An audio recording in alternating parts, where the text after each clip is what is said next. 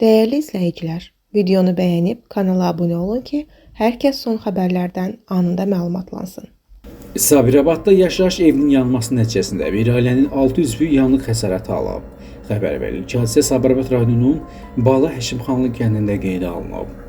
Məmmədovlar ailəsinə məxsus fərdi yaşayış evinin yanması nəticəsində 91-ci il təvəllüdlü Həmidə Heydər qızı Məmmədli, 2012-ci il təvəllüdlü Yasmin Xalid qızı Məmmədli vəziyyət ağırdır. 2013-cü il Nərmin Xalid qızı Məmmədova, 2015-ci il təvəllüdlü Nihat Xalid oğlu Məmmədov, 2022-ci il təvəllüdlü Riyad Xalid oğlu Məmmədov və 1987-ci il təvəllüdlü Xalid Ələddin oğlu Məmmədov müxtəlif dərəcəli yanıq xəsarətləri ilə Şirvan şəhər xəstəxanasına yerləşdiriliblər. Sabirabad rayonunun yanğından mühafizə xidmətinin yanğın söndürən briqadası hadisə yerinə cəlb olunub və yanğın söndürülüb.